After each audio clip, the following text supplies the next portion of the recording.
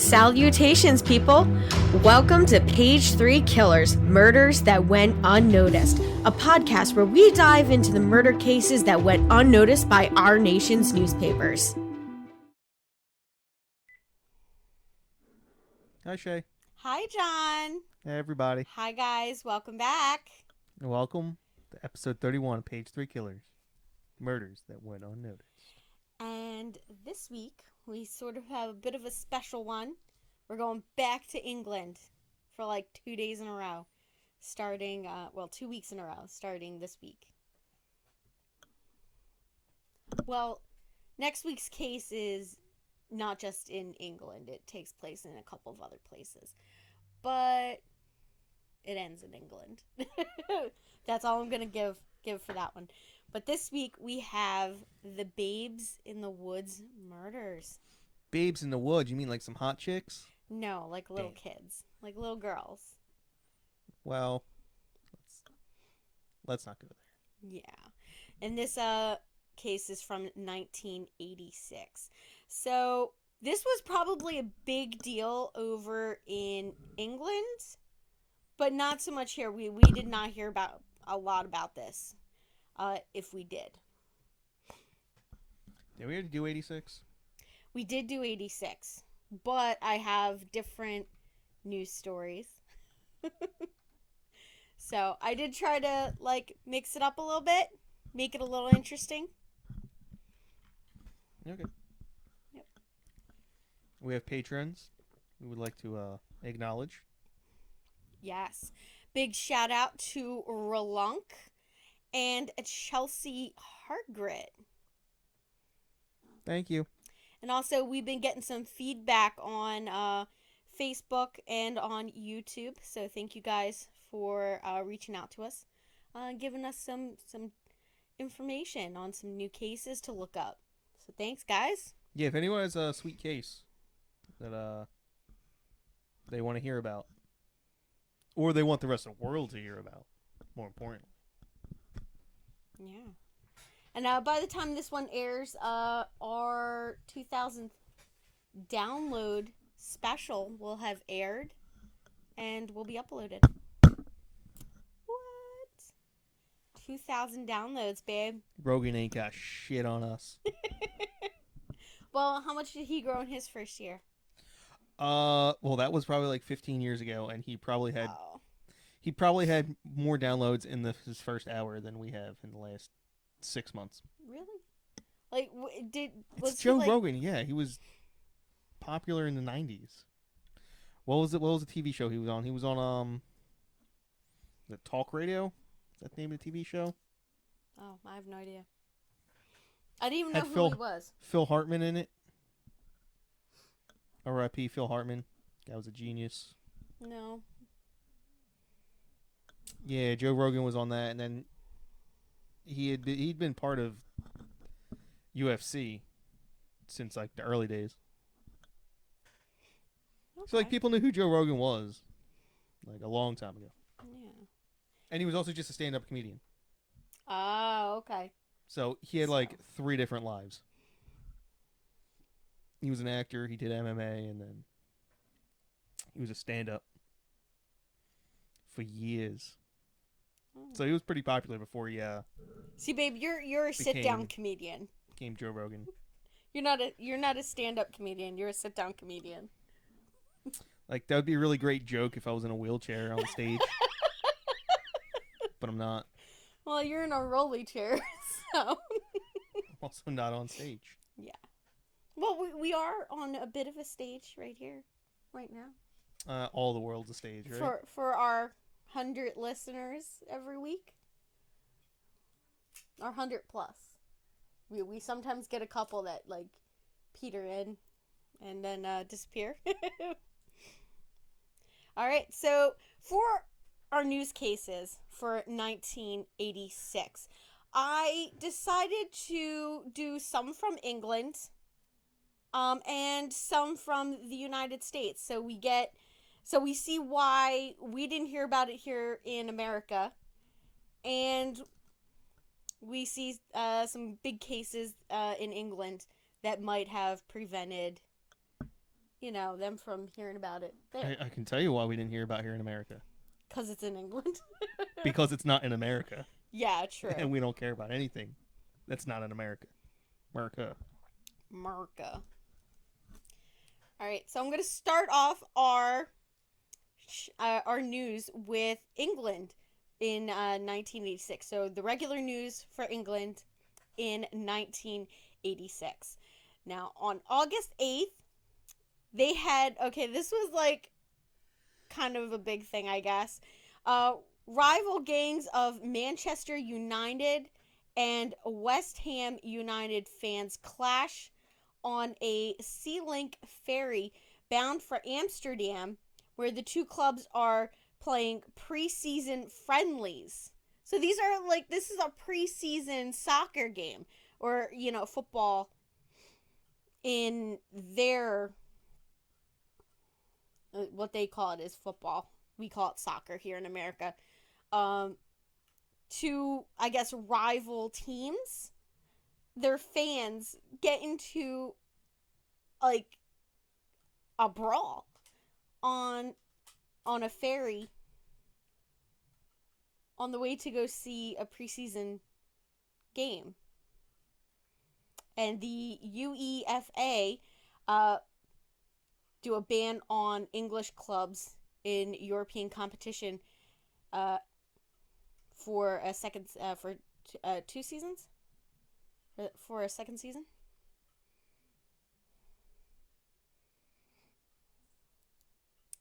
Yeah. I'm waiting for you to finish the rest of the sentence. Oh, I'm not reading the whole thing. Oh, well, you probably okay. I'm confused. Why are you confused? Because you wrote it down and you're not going to read it. I don't read everything that I write down, John. That would just be ridiculous. Normally you do. No, not all the time. No. Calm down. Skim it. Calm down. Now, in December, we have the first cases of the bovine spongiform, basically mad cow disease, is diagnosed in British cattle. Because they was feeding cows to cows, right? Yeah, it was a deformity in the brain, and then when you feed it to other cows, because they don't really use the brains for much, so they figured they would just they would grind it up in their food. Yeah, why would you? Cut costs. That's like. Turns out you shouldn't really do that.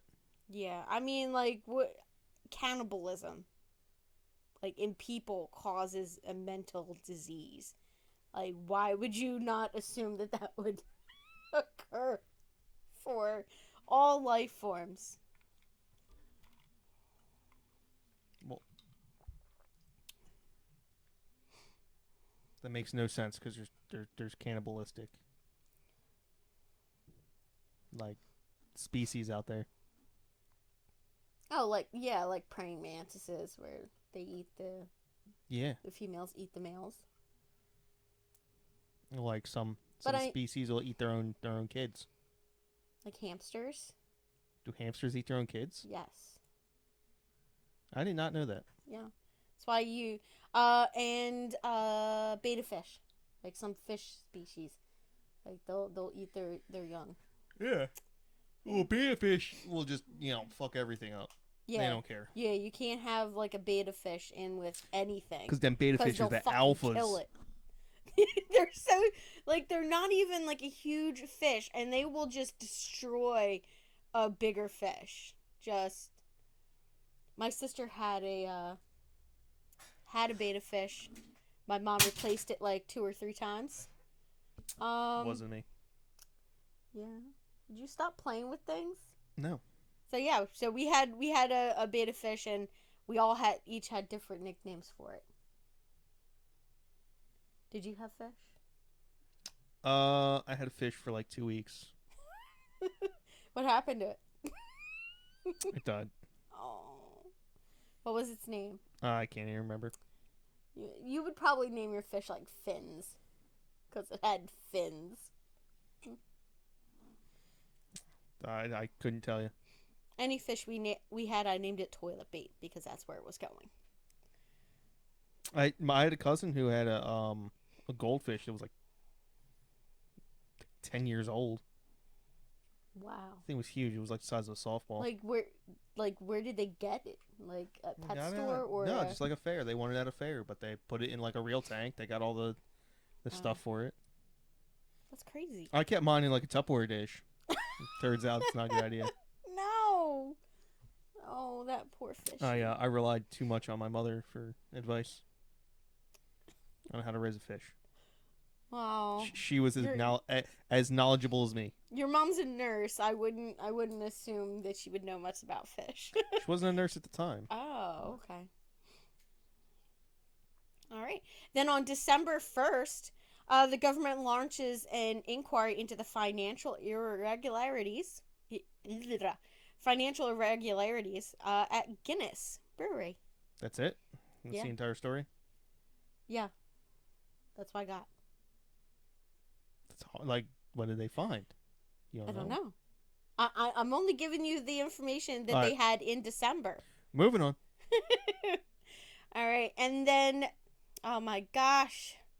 So, on December 22nd, the leading Liberal Party Prime Minister dies in a car crash in Cornwall at the age of 42, and his name was David Penhaligon.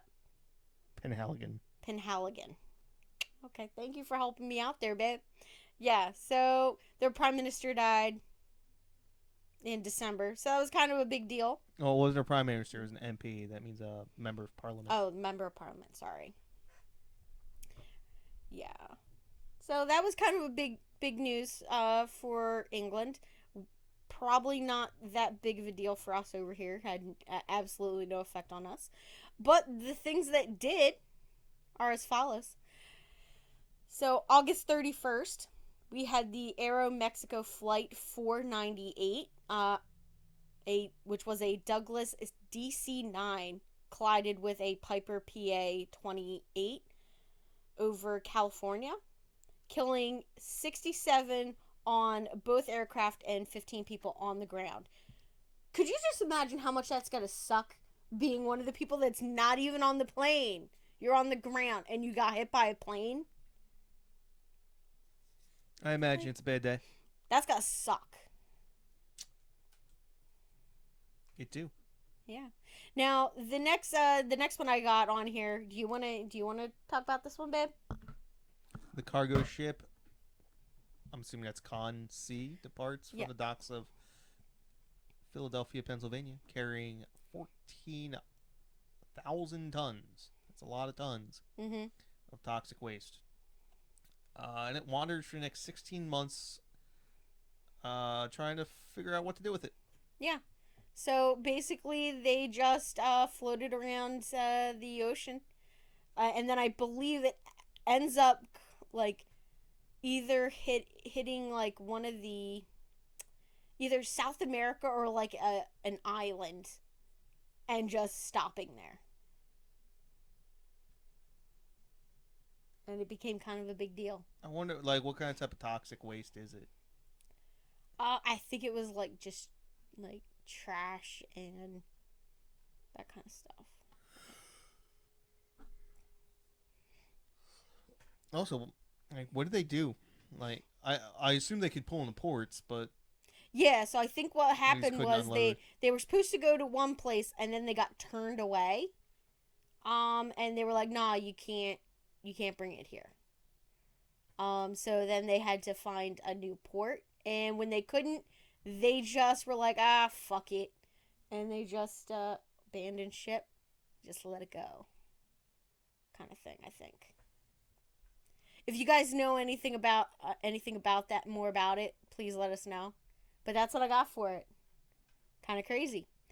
Now, we touched on this a little bit. We mentioned it, but we didn't talk about it in our previous 1986 episodes. So we had, at this time, on November 3rd, the Iran-Contra affair was going on. And that was, at this time, the Lebanese magazine Asharia, Ashara, reports that the United States has been selling weapons to Iran in secret in order to secure the release of 7 American hostages held by pro-Irani groups in Lebanon. Isn't it kind of strange? Lebanon and Yemen seem to do this shit a lot. Like, they sort of, like, hold the hostages for, like, the Taliban and all these other places. Like, they broker the deals, kind of thing. But yeah. Yeah, I got nothing to say about that one. Really? I'm surprised because you're always like, yeah, fuck the government. Well, yeah, fuck the government, but that's, it's the Iran-Contra affair. It is what it is. Yeah. We're selling people weapons we shouldn't have been selling them to. And then on December 31st, we had a fire at the DuPont Plaza Hotel in San Juan, Puerto Rico. And that kills 97 people and injures 140 people. Which was kind of a big deal. Because Puerto Rico, it's not technically a state. It's like a province, right? Or... Puerto Rico, no, it's, what is it called? It's just territory. Yeah, American territory. Yeah. I believe it's a special something or other territory because they have non-voting representatives. Ah. So basically they have people who are allowed to be heard, but they're not allowed to vote. That's kind of stupid. Yeah. Now for our seedy side. I'm not even sure. Okay, so the first one here, I'm pretty sure I meant to have up in the top. So, Cold War. Was the Cold War still going on at this point? Yeah, Cold War doesn't end until the 90s. Ah, yeah. Early 90s. So we had Ronald Reagan and the Soviet leader Mikhail Gorbachev. Yeah, Gorbachev. Yeah, Gorbachev. Meet in Iceland. Yeah, don't even try and pronounce that one. Yeah. Icelandic words to English speakers look like literal gibberish. Yeah, I was just like... letters thrown against the wall. That word just looks like it belongs at IKEA. I'm not even going to attempt to slaughter it. Because you guys know me with names and titles and stuff like that. I am terrible. Reykjavik is what it looks like. Reykjavik? Oh, yeah, you're probably right. Because I don't think they pronounce J's the way we do. Yeah, I think it's Reykjavik, Iceland. To continue discussions about scaling back their immediate missile arsenal in Europe. And the talks break down and result in failure. Yep. Because neither one of us wanted to be the one to bow first. So, fuck both of them. Now, on October 28th, we had Jeremy Bramber is found guilty of the 1985 White House farm murders, which was the murder of his parents, his sister, and twin nephews in Essex, right? He is sentenced to life imprisonment with a recommended minimum of 25 years. And as of 2019, he was still in prison. Well, it's past 2019. I know.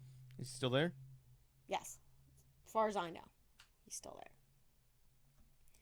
Then on November 18th, we had some more breaking news in the Ian Brady and Myra Hindi case, which is the Moores murders. They were both sentenced to prison for 20 years after their murder convictions. They confessed to the murder of 2 missing children, which was Pauline Reed, who vanished in July of 1963 at the age of 16, and Keith Bennett, who was last seen on June 1964 at the age of 12. And on November 20th, the Greater Manchester Police began their search for the two newly identified Moors murder victims, which was those two. So that one was probably huge news. If anything was like kept anybody from hearing about this case in England, it was probably this one. Was Ian Brady and Myra Hindi, because he was I believe a sexual sadist, and he basically like she helped him kidnap uh teenage girls so that he could rape and murder them, which was insane. And then they just buried them out on in the moors in England, which was kind of crazy. Yeah, I know we've mentioned them before. Yeah, so super crazy that case.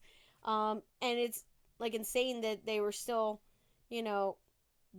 working on it in 1986 to get a resolution. I guess find the victims and all that, and bring them home to their parents, kind of thing. What do you want? Pay attention. Oh no! I want you to stop playing around with things. Help me out here. Now, CD side for the United States. Now, in Edmond, Oklahoma, we had a postal service worker, Patrick Sherrill, who guns down 14 of his co-workers before committing suicide. He just went insane from delivering mail. Well, was he? You don't know if he was a delivery guy or if he worked in an office. Yeah, well, whatever job he held, caused him to gun down his coworkers. So definitely had some crazy. Must have been crazy. I mean, who goes into their job and shoots 14 of their coworkers? That guy? Yeah. You mean who does it? We're literally talking about the person who does it. I mean, what normal person does it? Well, I mean, it's kind of a tautology. Like, if you just define everybody who does it as not normal, then you could just... all you're doing is saying people who do it are not normal. That's true. Then on November 29th, we had the death of Cary Grant, which was heartbreaking to me. What did he do? He was a British actor. He was in a ton of movies. I'm terrible with actors. Oh my gosh. I think he was in here, let me I know the name. Cary. What? Was he a Bond? I'm not sure. Let me look it up. That might be the reason why I kind of know the name.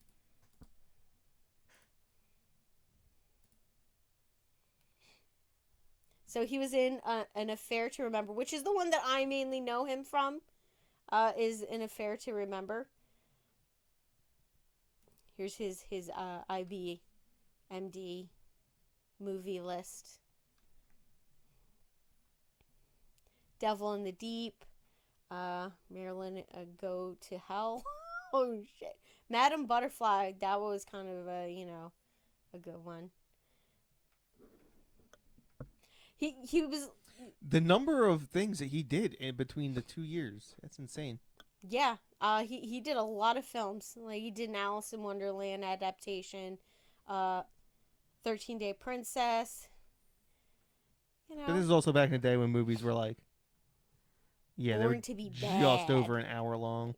Yeah, and yeah, so he did a lot of films, and he passed away in 1986, which is kind of sad. But truly, I didn't know him until I was much older. I was like teens, and I was watching old films like this. So yeah, but that's his list, babe. He was in the Philadelphia Story. That's probably where I know the name from. Yeah.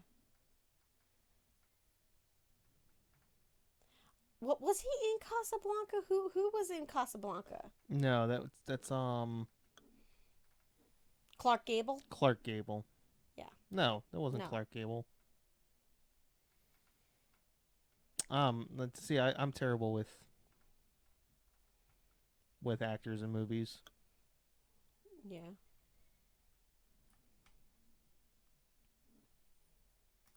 Yeah.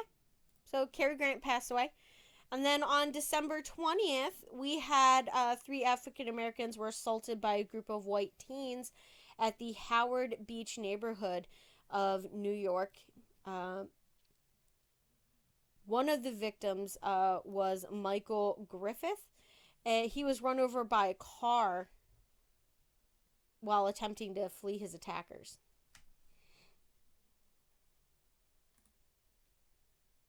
So, kind of crazy. And those are our news stories. Those are our big news stories. I'm sure the last one probably took up a lot of America's attention, as well as the August one. I could see us talking about that one for like months. Because it was like a gun shooting. And you know how our country is with guns. It was a little different back in the 80s. Really? Yeah, you didn't have people walking around with guns like you do nowadays. Like you did, but you didn't. Yeah. All right. Now let's get into our case. We've taken a lot of time to do that. So let's just dive right in. So this case starts on October 9th, 1986. And I was telling you guys that this was a murder of 2 and 9-year-old girls. Nicola Fellows and Karen Hadaway. Now, these two girls were best friends, and they lived together, oh my gosh, Mulsacombe Estates in north of Brighton. But they attended 2 different schools. Wonder how that works. Were they private schools and they just went to different ones, or Yeah, I'm did not. one go to private school, one go to public school? It could be like how, like, you know, it's like a boundary line thing. Like half of it falls within one school district and the other one falls in another kind of thing. Like we have here in Levittown and the Levittown Tullytown line. How that falls in that one section, and like half the kid, or the Pensbury. You forgot to read a word in that last sentence. That's why they lived close to one another. You said they lived with each other.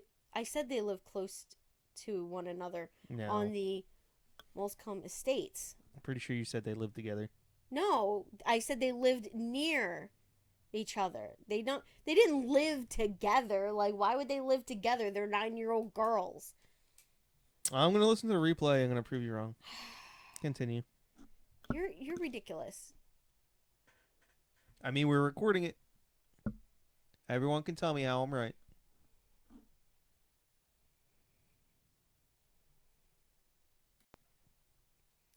All right.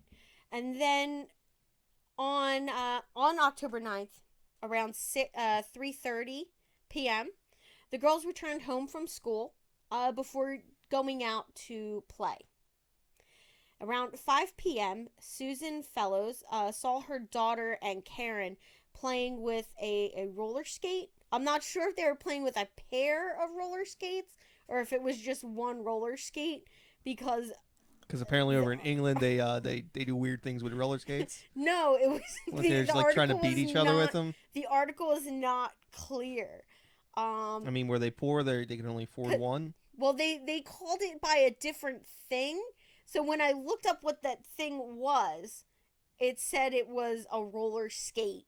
So I'm assuming that it's a pair of roller skates. And it was just the translation did not, like, the word just didn't. The English to English translation? Yeah. Because you know how, like, no offense, our fans in England, you guys have some weird words for things that Well, I guess to them, our words seem weird to call. You're also being a little presumptuous that we have fans in England. We do. We have several people that listen in England. Um, two max. That is enough. And any future fans in England. That's fair enough. Fair enough. Yeah. Once we're world famous. Exactly. I mean, we have at least one person on every continent now. So yeah, so they were outside playing with roller skates. And that's the last time that Susan saw her daughter alive. Now, a 14-year-old acquaintance of the girls saw them near the Lewis Road area, which was some shops. I'm assuming like a shopping like center, a little strip mall. Yeah, I'm assuming that it's like a little strip mall for us, or like maybe like a New Hope Street, like a main street with like shops on it, kind of thing. Now, both girls were told, that they should go home, that their parents would become worried if they weren't home soon. And Nicola reportedly told Karen to, come on, let's go over to the park. And the park that she was referring to was the Wild Park. And that was a place that they were not allowed to go to. All right, so they decided to go to this park, and they were last seen at around 6:30 p.m. near a police box on Lewis Road. Near there, a man was spotted wearing what appeared to be a light blue t-shirt top.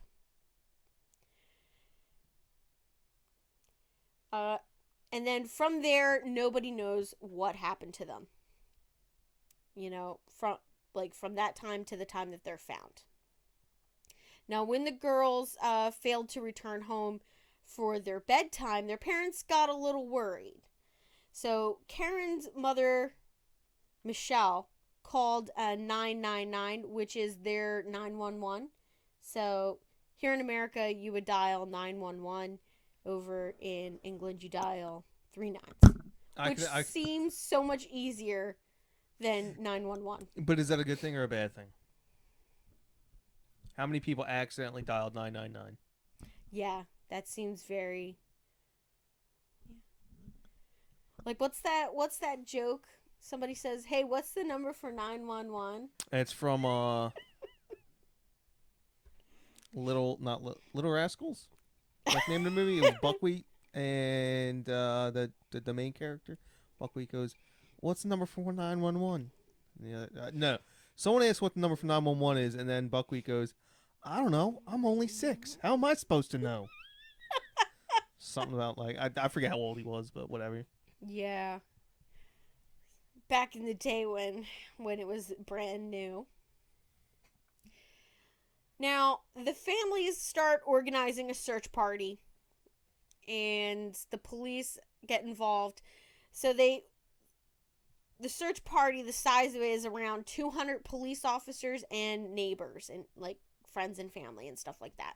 So there's 200 people scouring this area, and they bring in a helicopter to help search the park, because I'm assuming that this park is huge, that is pretty big. I'm wondering if it's like a nature preserve like we have here, where it's not just, it's like a park with like a forested area.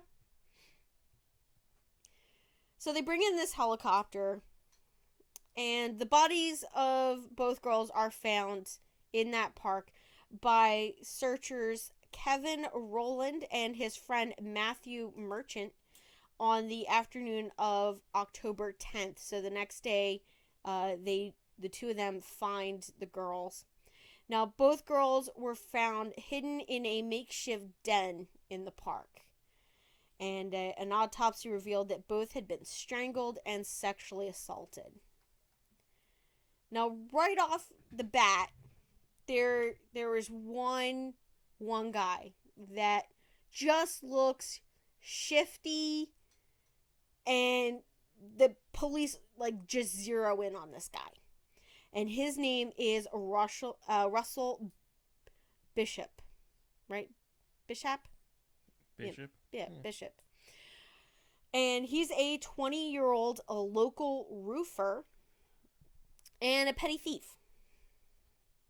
So, he's kind of a seedy guy anyway. And he was well known around the estate in Brighton. And in 1986, he lived in the, oh my gosh, Hollingdene area of the city, which was about 1.5 miles from where Karen and Nicola lived. Now, at home, he had a pregnant partner and a son, and he had a bit of a reputation of being a ladies' man. So he was obviously not faithful to his girlfriend, and he had a string of girlfriends, some of them who were still school age. So, he's 20 years old. So, he's dating, I guess, 17, 18. You're fine. At 20, it's still a little weird, I would think. Here, that's illegal. That's, until you turn 18, right? I don't know the laws. I feel like 17, 20 might be legal. Yeah, 17, 20 might be legal. I think anything younger than that, and you're getting into some tricky territory. It also depends on the state. With statutory. It changes state to state. Yeah. And he was known for playing football and cricket with Nicola's father, Barry Fellows. So yeah, so they were kind of friends, her dad and him. Now, Bishop's friend Dougie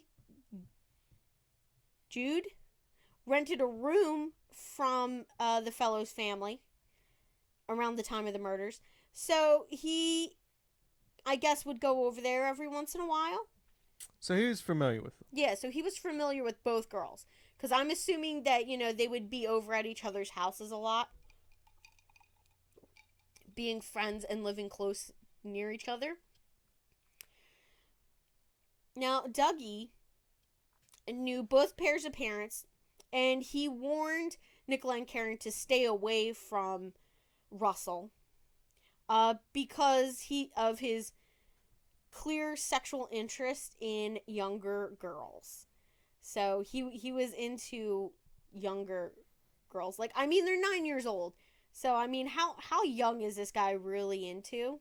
School age. They're in school. It's right up his wheelhouse. 20 years old, maybe, upper high school. I don't understand what could possibly sexually interest a guy into 9-year-old girls. Just makes no sense to me.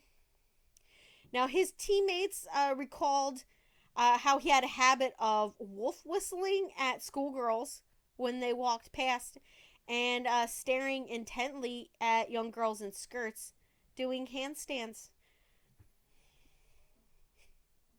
This guy just seems like a person. What is wolf whistling? Is that that's a wolf whistling? Yeah. So, yeah, I do that to you all the time. Yeah. My terrible whistle. Now, there were suggestions that Russell encouraged local teenage girls to appear in homemade pornographic films that he would then pass around to older men on the estate that they lived in. Now, this is 86. It ain't like everyone's got an iPhone. Yeah, so I guess videotape VCR kind of shit. This is. All I'm trying to say is that it's a real undertaking. Yeah. It doesn't just happen. Nowadays, you can accidentally make a sex tape. You just accidentally leave your phone on. Yeah. Back then, no. It was, premeditated. So, a former friend of his, named, I believe that's pronounced Jeff. Geoff. Geoff? It's No. pronounced Jeff, but Jeff. people who spell Caswell. people named Jeff who spell their name that way should be made fun of. Yeah. It's Jeff with a G, guys. And an O. And an O. So it's a little like Caswell, who used to go fishing with Russell, described him as a habitual liar, and he gave this nice little quote to an article, a newspaper. He said that it was typical. He was a typical lad around town that time. He'd grown a mustache and had his car. He'd race everywhere, and he was always telling lies, trying to big himself up. He was only 5'5" tall and weighed around 8 stone, and I think he suffered from a little man syndrome. He was always telling porkies about this and that. He was also a thief. He'd break into cars and he'd steal stuff. He had been a roofer, but was going nowhere really. So you can get an idea of what kind of person he is. Like, he's just a layabout. I like how they use. He weighed 8 stones. Yeah, and porkies. I like. So I know exactly. So that is just like telling fibs, like false information, lies. Which I think is so funny that they call them porkies. I love that. I wish we had more words like that. I'm sure we do. We just don't realize that they're they quaint. are. Yeah, true. Now, Bishop also claimed that he had been wrongfully arrested on suspicion of being involved in the Brighton bombing, which I have to admit I did not look up. I bet you it was a bombing in Brighton. Yeah, that's what I would assume. Now, at the time of the murders, he was having an affair with a 16-year-old girl. Well, we found out how young. Named Marion Stevenson, who lived around the corner from Karen and Nicola. How did this guy just not have, like, the crap kicked out of him on a day? He's apparently small. Only 8 stone. Yeah. I'm going to start giving my way down stone. Makes you feel not so bad. Well, it just means that everybody else doesn't know how much you actually weigh. Oh, yeah. That's what it is. That's what it you means. just go to the doctors and you're just like, oh, I weigh... I'm casually 9 stone today. 9 stones. 9.5 stones. Nurse just looks at you. Like, shut the fuck up. Get on the scale, jackass. Get your You fat weigh ass 100 on kilograms. Now, I don't know. Well, I don't know what my stone to kilogram to pound. I know pounds to kilograms. I don't know stones. Well, what was it? Was it Pounds to kilograms is easy. It's just 2.2. Oh my gosh, now I have hiccups. Oh man. Now, Bishop fell under suspicion of being involved in this case because he was just too involved in the search. Like, he like over-inserted himself in this case. Now, he joined the search party, claimed his terrier, Missy, was a highly trained tracker dog, and he said that his dog was insured for £17,000. That's just stupid. Yeah, that's a pretty stupid lie, right? No one's dog is worth. I mean, I'm pretty sure pounds at the time were way more than doll hairs. I mean, but to say that his dog is a trained tracker dog, it's a terrier. It's probably like the equivalent of like 50 grand today. Yeah.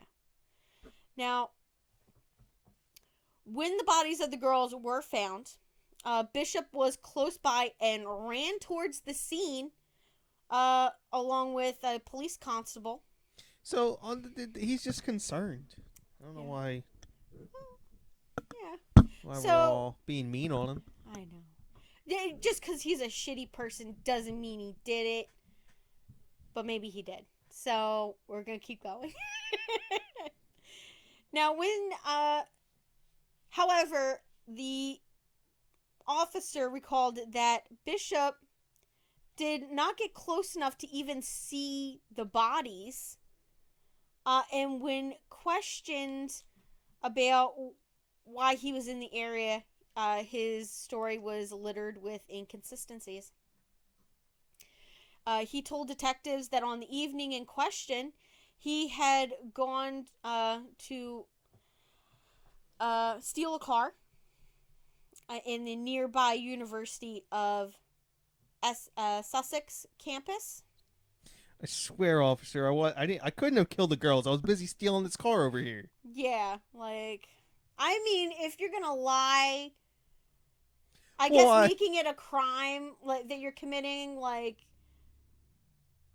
I guess it makes it looks like you're telling the truth. yeah, Like, because why else would you just fess up to another crime? yeah, exactly. Then he claimed that he had gone to a newsagent to buy a newspaper, and then realized that he didn't have any money, so he didn't get that newspaper. He didn't even get to the newspaper place.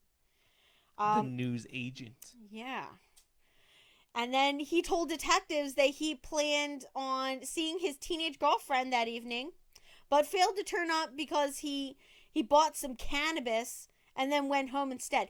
But if he didn't have money to buy a newspaper, how did he have money to buy cannabis? Well, that's why he didn't have money to buy the newspaper, because he needed to buy the cannabis.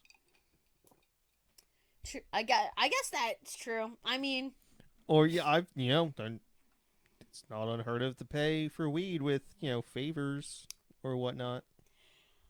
yeah. So then, Some barter. yeah, I'm sure the newspaper agent isn't willing to accept whatever nonsense was in his pockets, but some dude selling some weed might. yeah, yeah. Like yeah. Like a pocket. I'll give you this pocket knife. Or Yeah. newspaper like agent goes trades. go fuck yourself. Dude selling weed's like, hell yeah. Yeah. I mean, it's also England where like butter knives are illegal. Well, not this time, but Be like in like Alaska, like out in the wilderness where they trade like fish. Like, oh, I caught some salmon. Here, can you fix my thing, and I'll give you like 20 pounds of salmon. yeah, I guess so. Yeah, kind of thing, like barter system. Although I probably feel like those TV shows make it seem I was just like about to say it you've been happens watching way too much. more often than it should. Too many of those wilderness TV shows, wilderness survival nonsense with a Yeah. bunch of camera crews around. Yeah, what's the one? Port protection. Yeah. The guy's like, I'll give you 20 pounds of salmon. Which, by the way, think about how much a pound of salmon costs.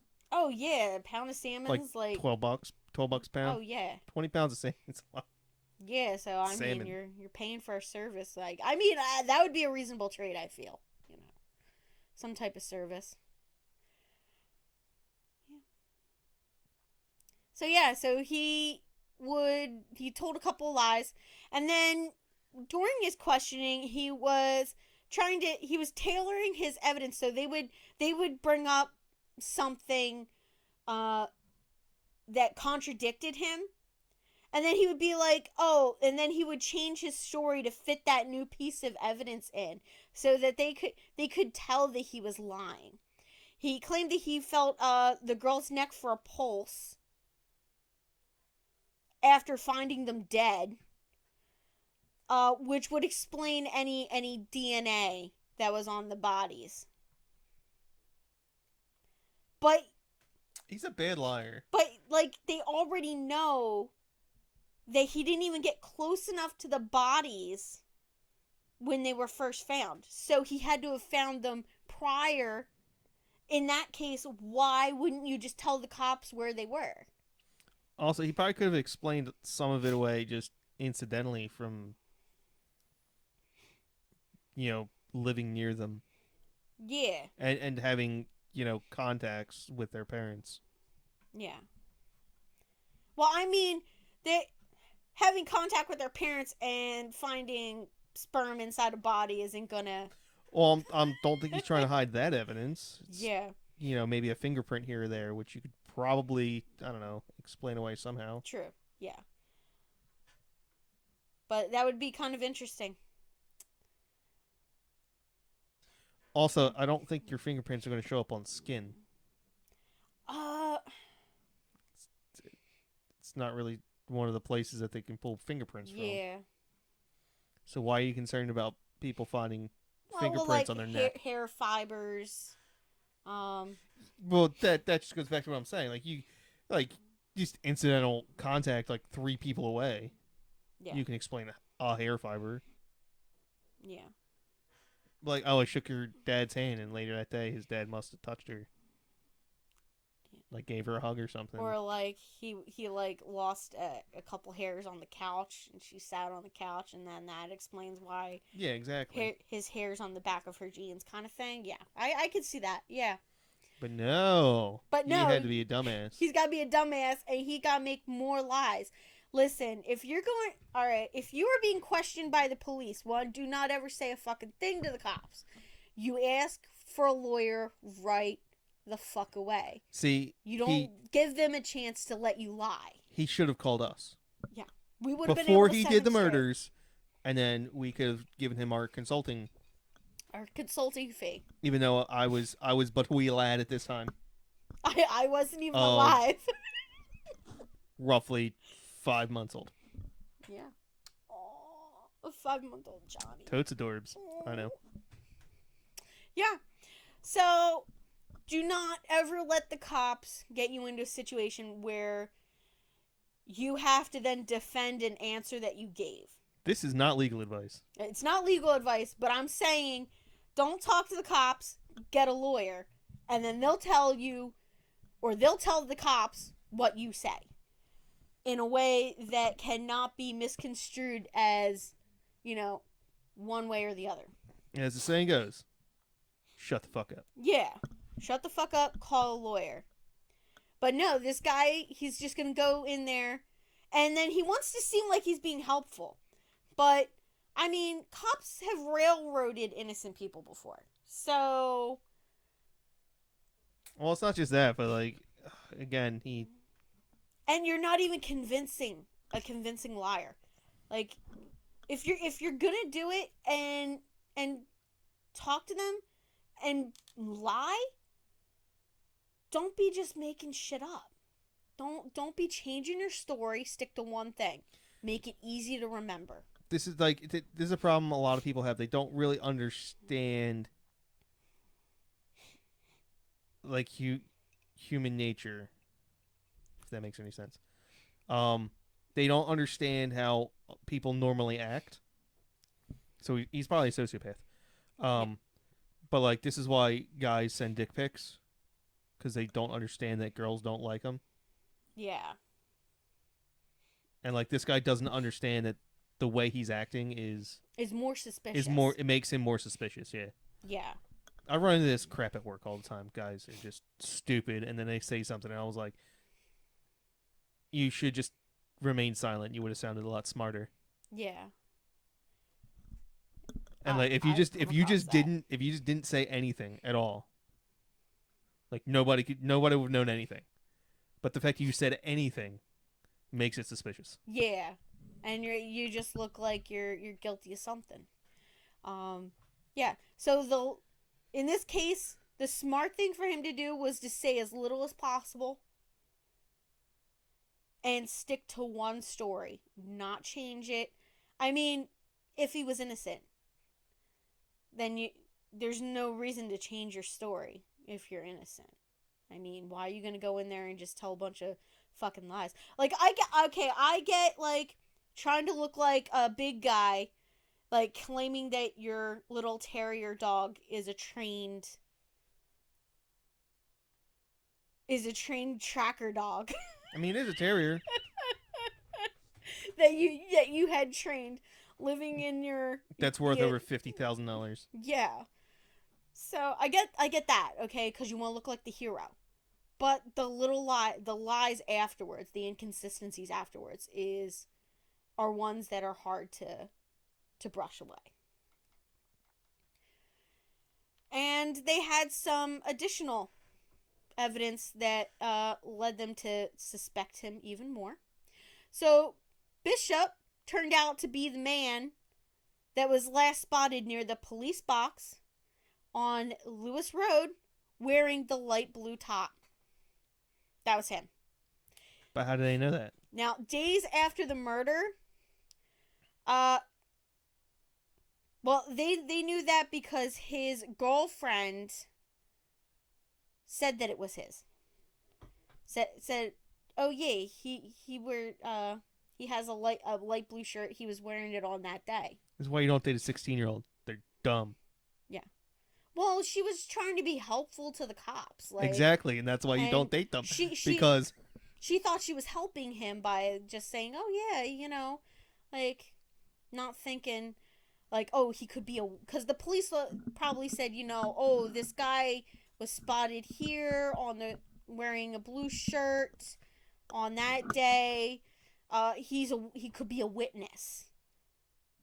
So yeah, of course that's what you're gonna say. Yeah, he could be a witness, but they're a suspect, kind of thing. And she don't know any better. She's 16 years old.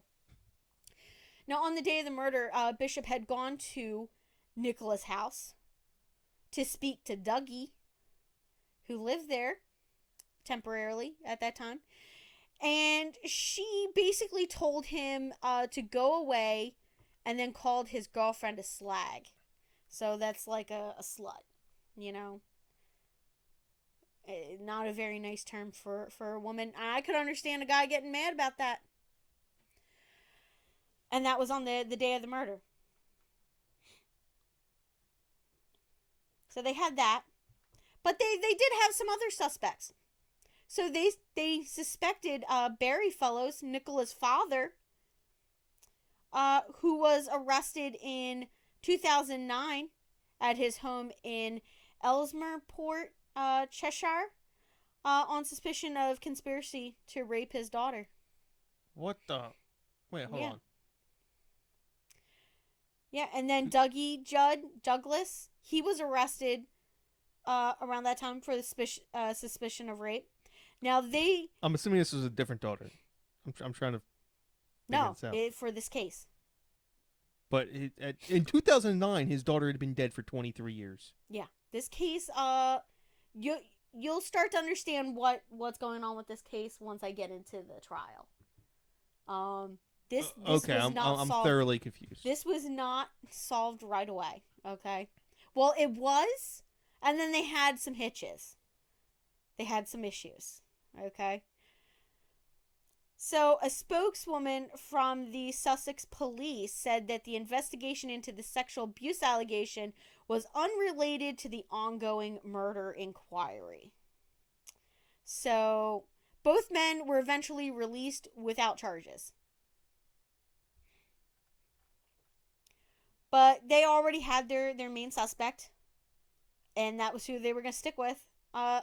So in 1987, there's a trial at the Lewis Crown Court for the murder and rape of both girls.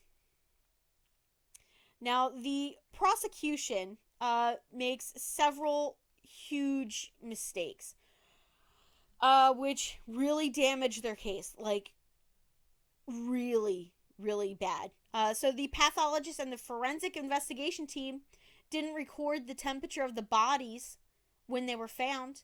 Therefore, they could not accurately state a time of death. So they didn't know when the girls died. And since they weren't discovered till a day later. Yeah. So you have a long window. Yeah. Now, at the trial, the prosecution suggested that the girls were killed between 6:15 and 6:30 p.m., and they had no scientific evidence to back that up. There was no information, they didn't gather any information, there wasn't a watch on the wrist that stopped at the time that they died, kind of thing. They don't have any, Facebook posts or emails or anything like that, this was the last time that they were active on here, so that's probably around the time that they died, kind of situation. Now, the forensic scientists did not analyze blood discovered on Karen's underwear, so they didn't do blood analysis. A key piece of the prosecution's case rested on the recovery of a blue Panto brand sweatshirt, which was found close to the rail line station. Police believed Bishop discarded that top after attacking and killing the girls, and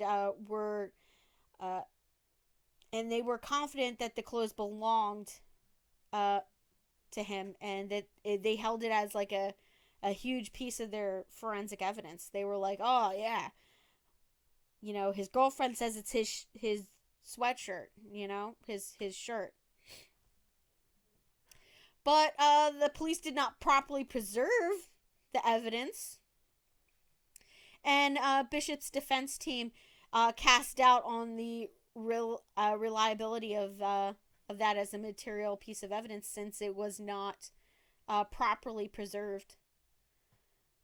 Now, the prosecution could not challenge Bishop's alibi for the night of the murders under questioning, and he denied owning the sweatshirt that belonged to him, even though his girlfriend, Jennifer Johnson, said that it was his. So he's like, nah, didn't belong to me, and you don't know what time they died, so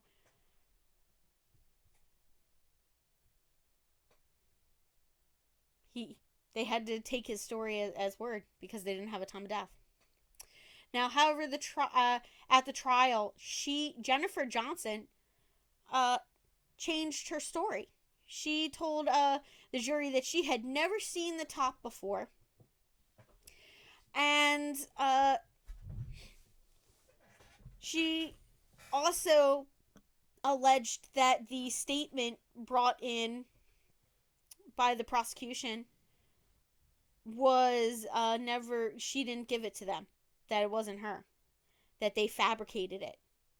And that was a huge piece of, that was what the defense counsel alleged. They said, okay, so they made up this evidence. It's fabricated. Her initials were forged on her statement. She didn't make a statement to the police. I mean, that type of stuff usually doesn't fly with most juries, though. Yeah.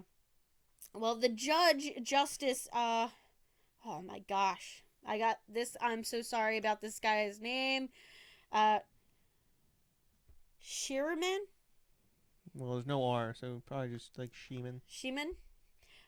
Directed the jury. Shyman, something like that. Yeah. He directed the jury that unless they were sure first that the girls were dead by 6:30 p.m., that they should acquit That sounds wrong. him of murder. So the prosecution believed that the girls were killed between 5:15 and 6:30. However, witnesses stated that they saw the girls around 6:30 p.m. and they saw Bishop leaving the park around 6:30 p.m. Now, he was acquitted by the jury after 2 hours of deliberation.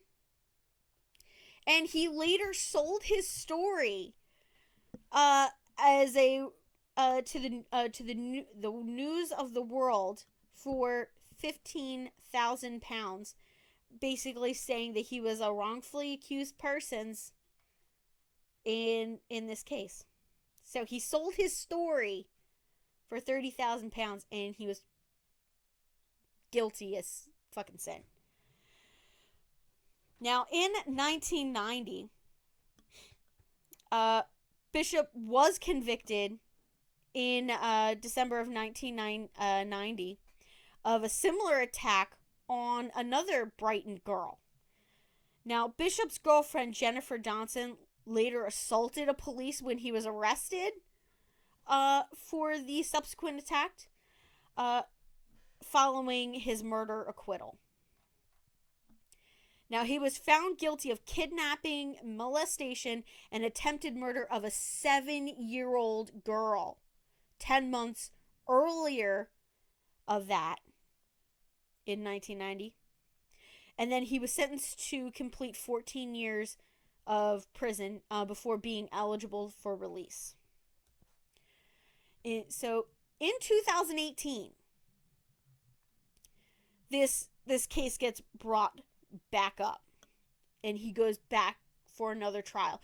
So in 2005, they basically put into place a bunch of laws after another case, which we talked about earlier in this season, happened.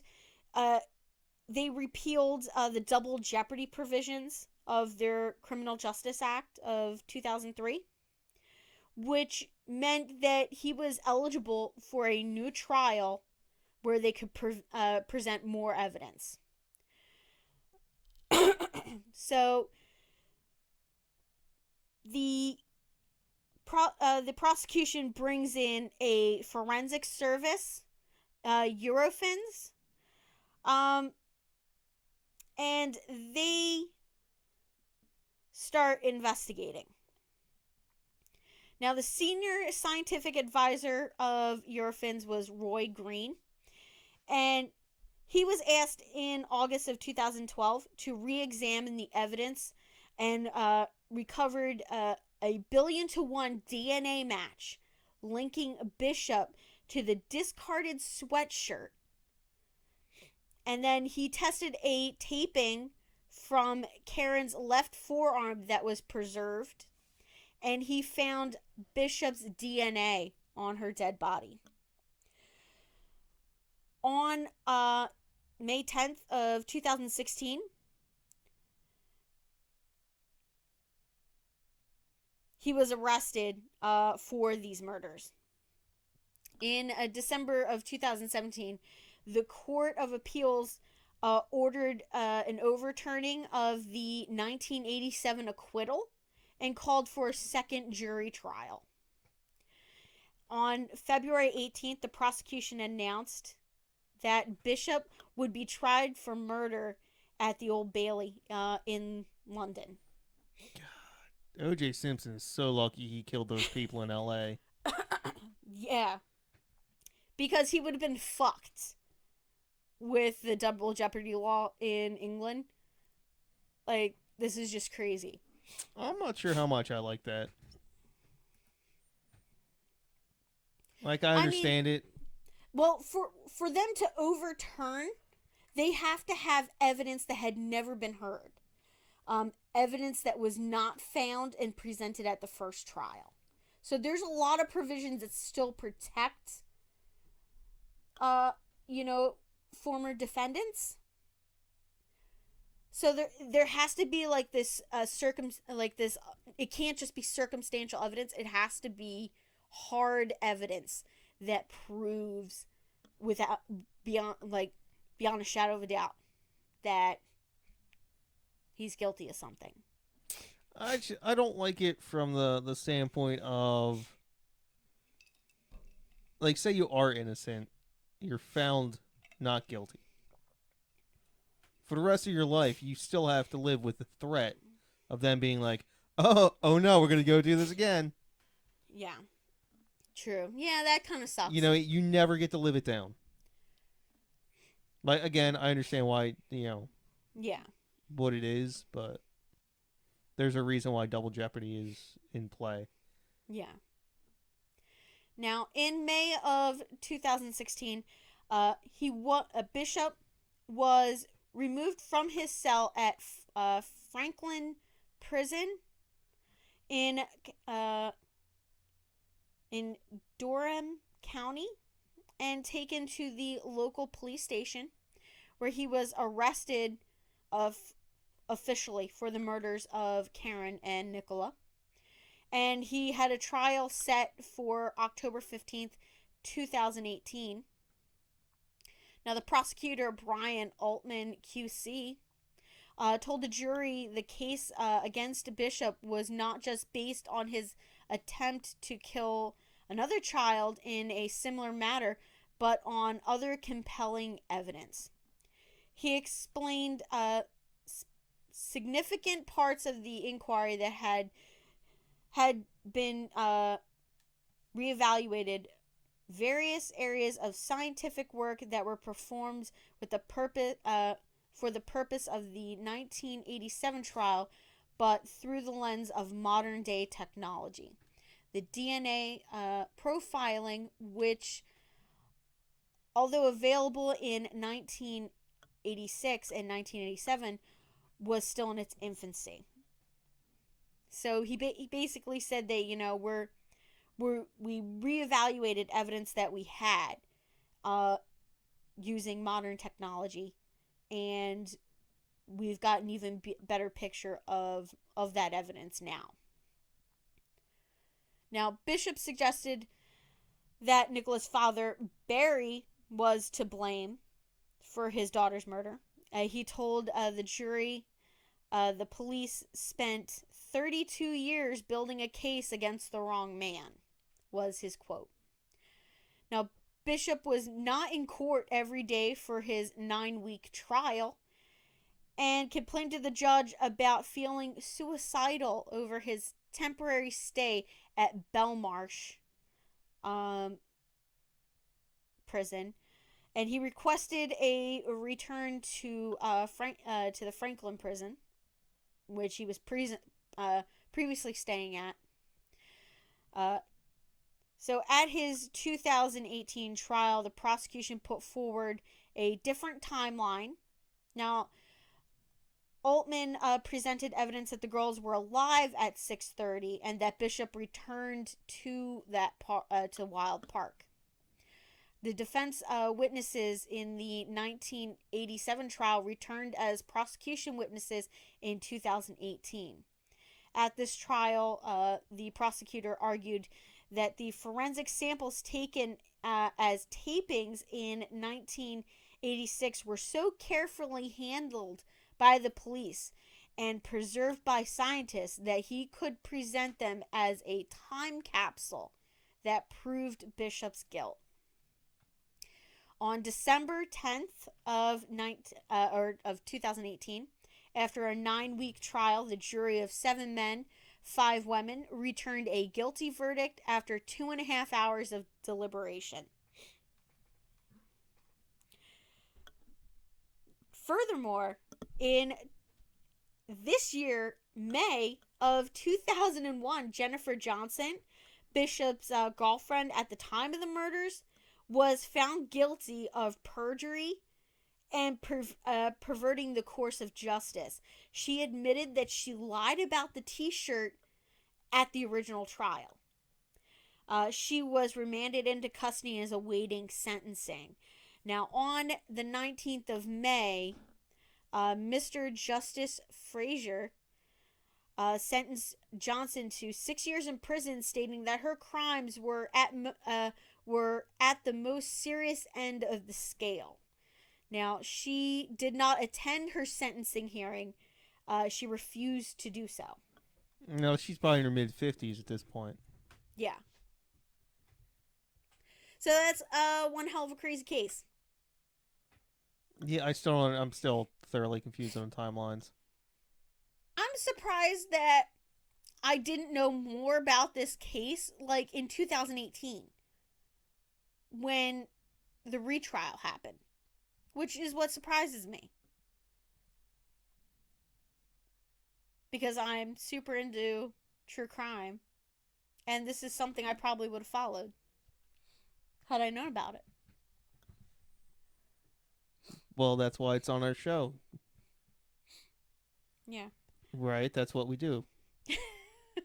And I just love how in 2001, so this year, they found out that So the girlfriend lied. We're talking literally 3 months ago. 4 months ago. Like, and she got found guilty for perjury. I'm just like shook about it. 'Cause like, they're pretty vindictive. Yeah. About this. They were pissed off. Yeah. I mean, they're not usually going to go after someone 35 years after the fact. That's true. I mean, I think that there's maybe 1 or 2 cases. Like, there's not a lot of cases where, they've used this law to, like, put people back on trial. But yeah, the fact that they held a grudge that long and then trialed her for perjury 35 years like after the fact. Like she must have just been like a shitty person in the meantime. Yeah, I can just imagine. I mean, She probably pissed someone off. yeah. Well, that is our case for this evening. So that is the Babes in the Wood murders. And I hope you guys enjoyed it.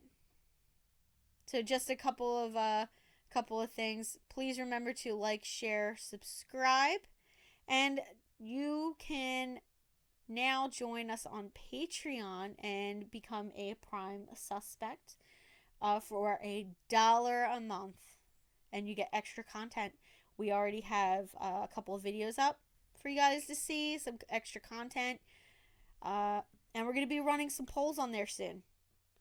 I'm about to. We're at episode 31 right now. I'm about to start preparing for season 2.